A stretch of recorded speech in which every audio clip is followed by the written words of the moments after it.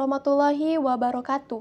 Dan selamat pagi. Perkenalkan, nama saya Amanda Cahya Amalia dari Program Studi Administrasi Publik dengan NIM 25171001. Baik, kali ini saya akan menjelaskan pendapat saya dari tugas UTS yang diberikan oleh dosen pengampu Bapak Dr. Endrisa Nopaka SOS MPM. Soal yang pertama, mengapa fenomena pelayanan di pemerintahan lebih lambat dibandingkan swasta terjadi secara alamiah? Nah, perbedaan ini terjadi karena adanya perbedaan karakteristik dasar antara administrasi publik dan juga administrasi privat. Tujuannya apa sih? Tujuannya dalam organisasi publik yaitu berorientasi pada pelayanan masyarakat, bukan keuntungan, tetapi privatnya yaitu berorientasi pada profit dan juga kepuasan pelanggan. Dampaknya apa? Yaitu sektor privat lebih terdorong untuk cepat dan efisien agar pelanggan pun tidak lari. Nah, untuk struktur birokrasi, publik memiliki prosedur yang panjang, hierarki berlapis dan aturan ketat. Privatnya lebih fleksibel dan juga adaptif. Dampaknya apa nih? Pelayanan publik cenderung lebih lambat karena harus mengikuti SOP dan juga regulasinya. Nah, ada juga akuntabilitas publiknya bertanggung jawab kepada masyarakat hukum dan juga politik. Privatnya dapat bertanggung jawab kepada pemilik atau pemegang saham. Selanjutnya dampaknya yaitu keputusan di sektor publik lebih hati-hati sehingga memakan waktu. Selanjutnya ada sumber daya dan juga insentif. Publiknya intensif kinerjanya sering tidak langsung atau tidak berbasis keuntungan. Privatnya ada insentif langsung seperti bonus dan juga target. Dampaknya pegawai swasta lebih termotivasi untuk bekerja dengan cepat. Cakupan pelayanannya seperti publiknya yaitu harus melayani semua masyarakat tanpa diskriminasi. Privatnya bisa memiliki segmen pasar. Dampaknya apa sih? Yaitu beban pelayanan publik lebih besar dan kompleks. B. Strategi dan New Public Management atau NPM dan risikonya. Yaitu New Public Management atau NPM adalah pendekatan yang mengadopsi praktik sektor swasta dan juga sektor publik untuk meningkatkan efisiensi. Strategi apa yang bisa ditiru dari bank swasta? Yaitu yang pertama ada digitalisasi layanan seperti layanan online atau EKTP, sertifikat tanah digital. Manfaatnya bisa mengurangi antrian dan juga mempercepat proses. Yang kedua ada standar pelayanan yang jelas atau SOP berbasis waktu. Misalnya pengurusan KTP maksimal 3 hari. Yang ketiga ada pelayanan berbasis pelanggan atau customer oriented. Itu seperti ramah, responsif dan juga transparan. Yang keempat ada sistem evaluasi kinerja. Pegawai dinilai dari kecepatan dan kualitas dalam pelayanannya. Yang kelima ada pelayanan satu pintu, yaitu semua layanan disatukan dalam satu tempat atau platform. Soal nomor 2, berikut contoh konkret penerapan prinsip pemerintahan melayani bukan mengemudi di daerah Bintan. Di sini saya dapat menjelaskan di daerah Kepulauan Riau, yaitu di daerah Bintan. Contoh kasus yang saya ambil yaitu pelayanan administrasi kedudukan di Kabupaten Bintan.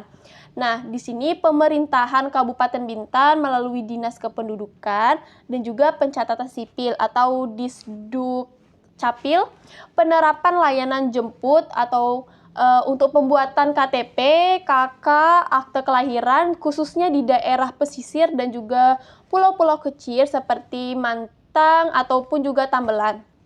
Nah, adapun bentuk penerapannya yaitu seperti mendekatkan layanan ke masyarakat, petugas tidak menunggu warga datang ke kantor, tetapi langsung saja turun ke desa-desa, bahkan ke pulau yang terpencil. Ini menunjukkan pemerintah berperan sebagai pelayanan bukan hanya sekedar mengatur.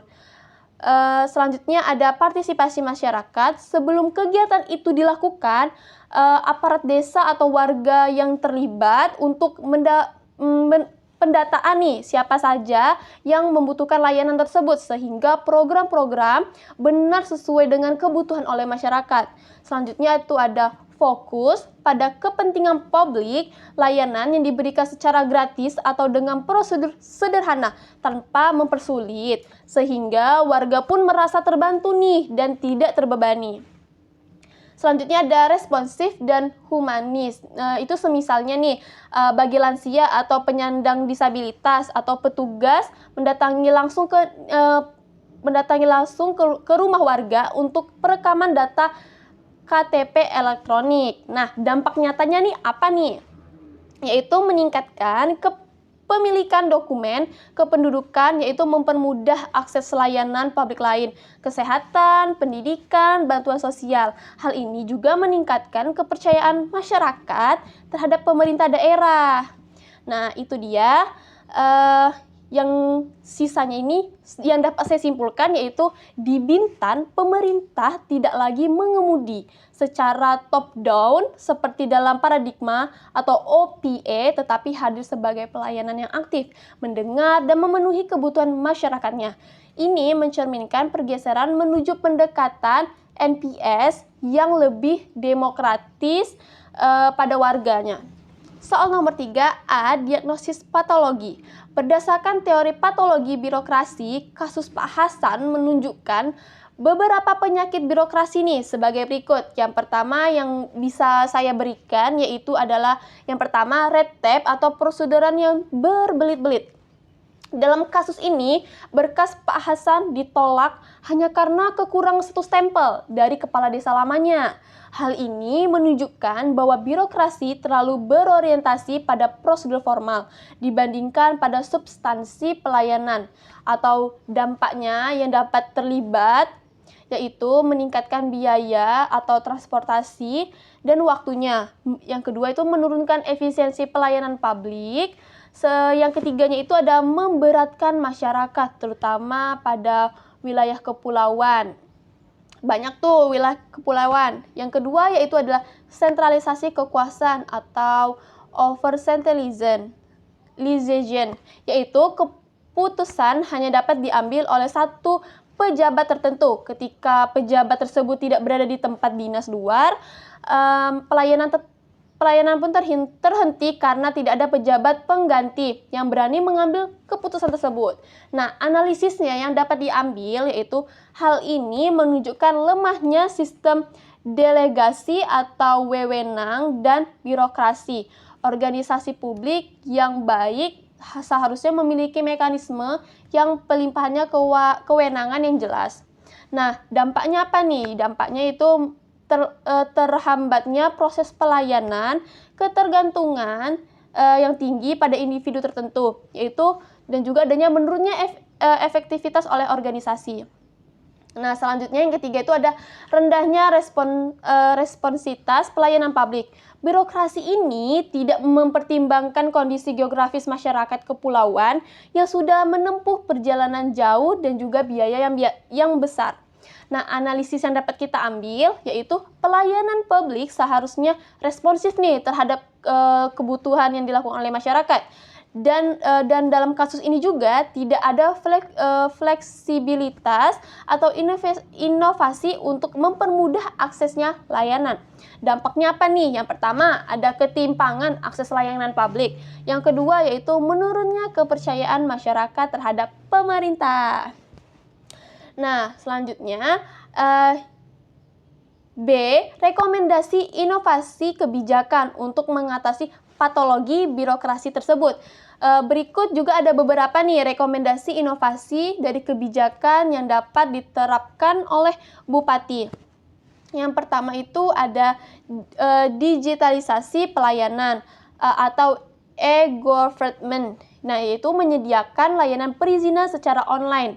Ada juga implementasi, yaitu seperti pengajuan berkas melalui sistem yang daring, verifikasi dokumen secara digital juga. Nah, manfaatnya tuh apa aja sih yang dapat dilakukan? Yaitu mengurangi kebutuhan perjalanan fisik, mempercepat prosesnya juga layanan masyarakat. Yang kedua ada desentralisasi pelayanan, yaitu seperti mendelegasikan wewenang pelayanan ke tingkat kecamatan ataupun desa. Nah, implementasi yang bisa kita ambil yaitu aparat desa diberikan kewenangan seperti validasi awal nih, pengurusan izin tidak harus ke ibu kota atau kabupaten. Nah, manfaat apa nih yang bisa kita ambil nih dari masalah tersebut? Itu mendekatkan layanan kepada masyarakat, seperti mengurangi beban administrasi di tingkat kabupaten.